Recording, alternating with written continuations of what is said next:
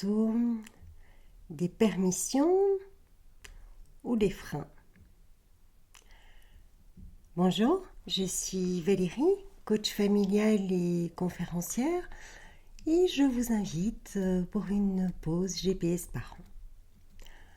Dans une précédente vidéo, je vous avais parlé de l'effet Pygmalion ou Golem, et donc il s'agissait des prophéties autoréalisatrices, on va dire en tout cas des croyances que nous avions sur nos enfants et qui faisaient que soit on allait les porter, soit on allait les freiner. Si vous ne l'avez pas vue et que vous voulez faire un petit retour en arrière, vous la trouverez sur la chaîne YouTube. Mais donc, je vous avais promis que j'allais revenir sur les croyances, puisque ce sont mes croyances qui vont faire que je vais, moi aussi, me freiner ou me porter, et pareil par rapport à mes enfants. Alors, il faut savoir qu'on a tous un système de croyances, tous les êtres humains. Et en fait, c'est une structure qui va nous permettre d'être, de faire, d'obtenir ce que l'on veut. Alors, une croyance, on va dire que c'est une pensée que je considère comme étant la vérité. Donc, c'est important, une pensée que je considère comme étant la vérité. Une pensée, c'est quoi ? C'est une représentation mentale, c'est une perception, c'est un film que je crois être la vérité, c'est-à-dire à laquelle je vais donner du crédit. Et c'est plus fort que ça, c'est que mon cerveau, puisque je veux donner du crédit à cette perception, cette représentation mentale, eh bien mon cerveau va m'aider à valider ce que je crois. Donc une croyance, c'est puissant. Alors je vous disais que c'est ce qui va nous permettre d'être, de faire, d'obtenir ce que l'on souhaite. Et je vais vous donner un exemple. Si vous considérez que vous êtes nul en sciences, vous avez raison. Et vous allez le rester.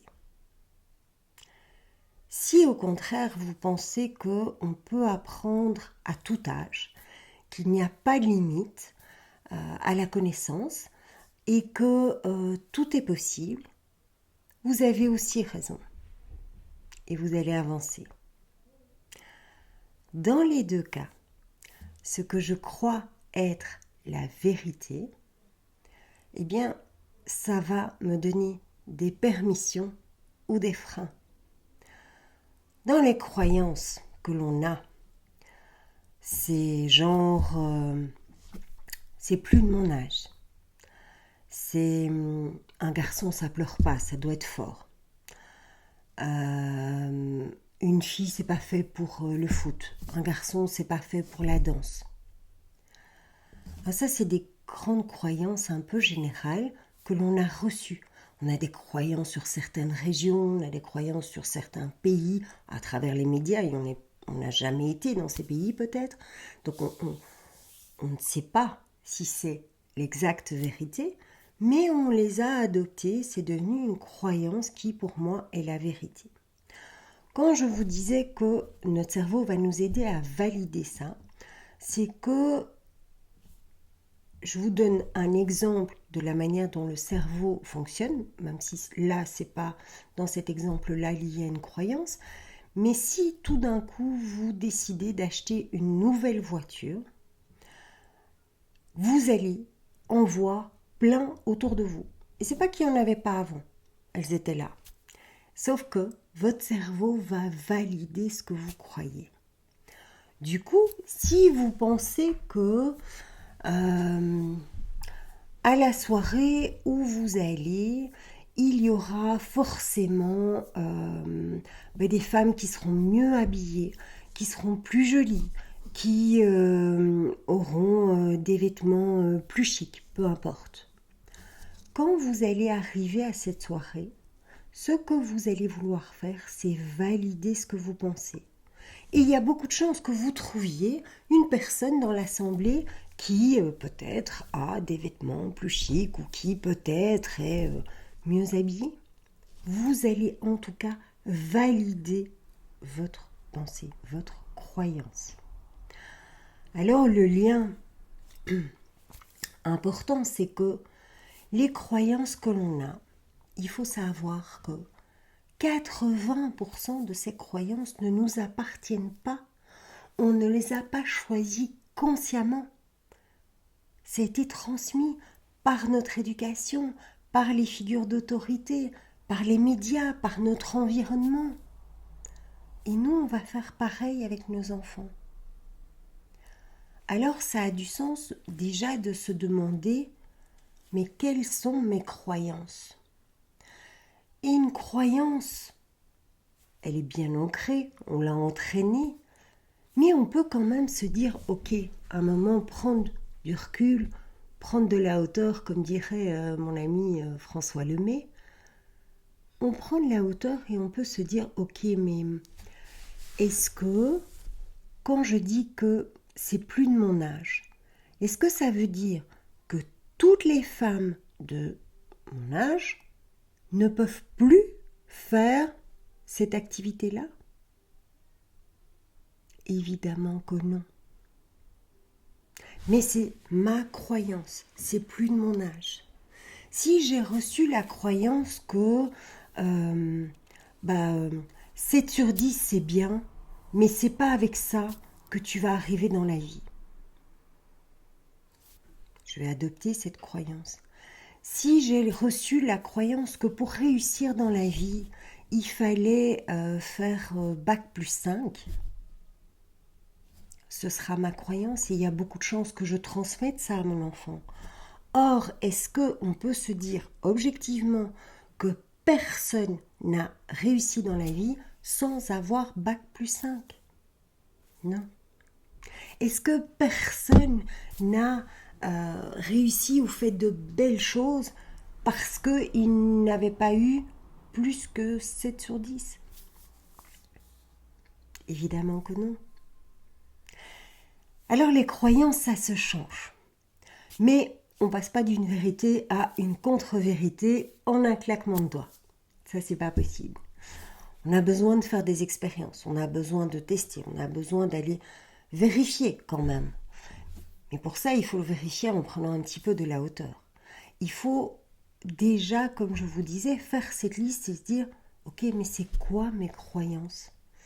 Est-ce que ma croyance, c'est que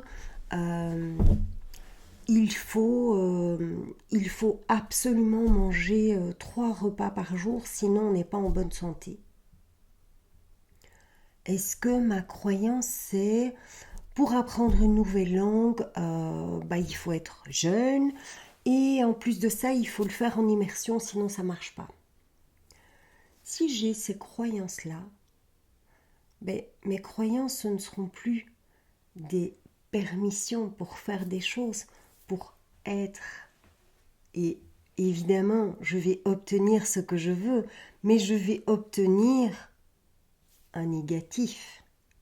Parce que si au contraire, je prends un petit peu de recul et je me dis, mais est-ce que tous les gens qui ont appris une langue avaient moins de 25 ans et sont tous partis en immersion ? Ben non. Donc ça veut dire que je pourrais apprendre une langue, quel que soit mon âge, et je pourrais prendre d'autres techniques que l'immersion. Donc comme vous voyez, ces croyances, elles vont nous permettre de faire, d'être, d'obtenir ce que l'on veut, mais il faut peut-être faire un petit changement sur ce que l'on veut. Et c'est important, comme je vous disais, dans ce qu'on va transmettre à nos enfants, parce que si je crois que pour réussir, il faut toujours avoir 90%, c'est ce que je vais transmettre à mon enfant. Et je vais peut-être lui transmettre une certaine anxiété, une anxiété de performance. Je vais peut-être lui transmettre un soi parfait. Parce que si t'as pas 90, ben, ça vaut pas grand-chose. Si j'ai la croyance que les métiers manuels, ben, ça vaut rien, peut-être que mon enfant, il a envie de devenir jardinier.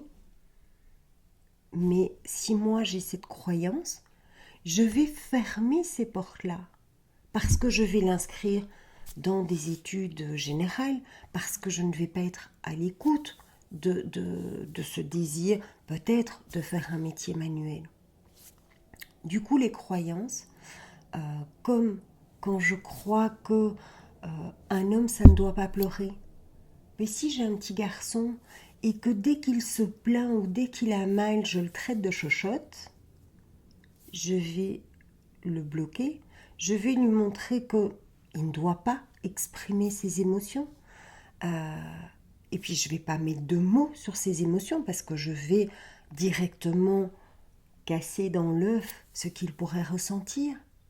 Si j'ai la croyance qu'un garçon, ça ne peut pas faire de danse classique, peut-être que ce serait sa passion, peut-être qu'il serait très très bon.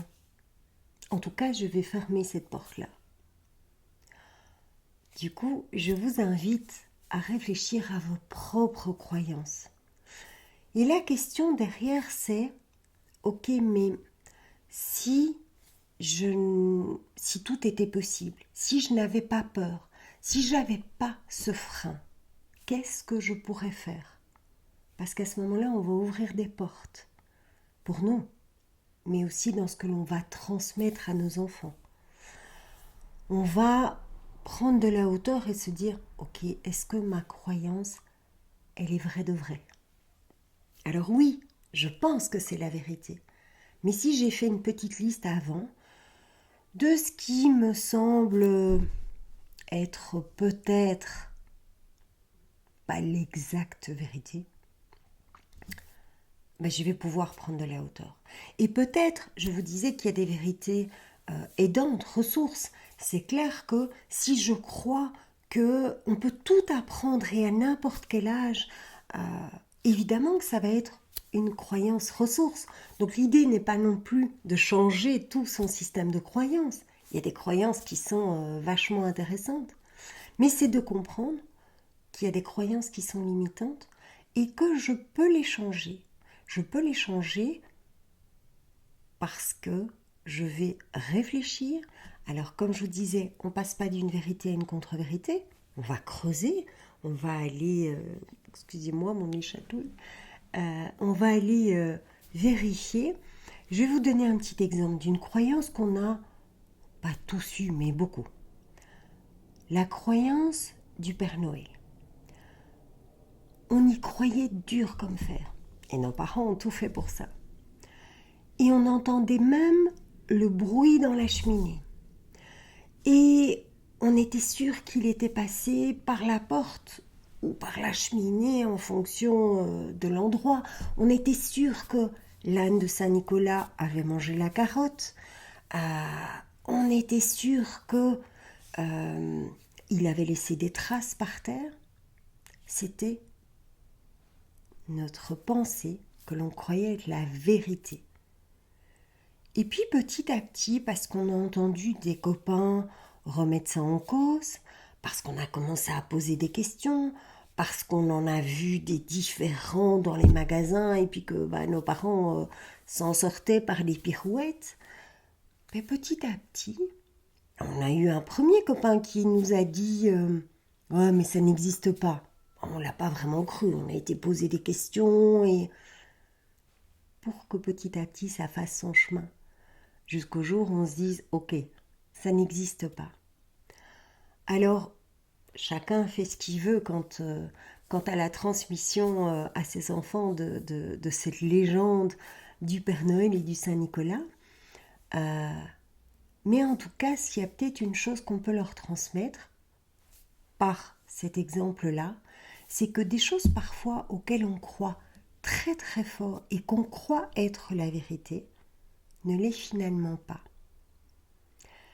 Alors voilà, je vous laisse à vos réflexions, à vos petites listes, croyances limitantes ou croyances ressources, et puis à se dire, ok, quelles sont les croyances que je veux transmettre à mes enfants.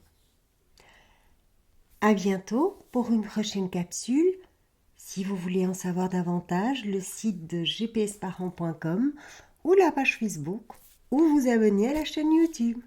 À bientôt. Bye.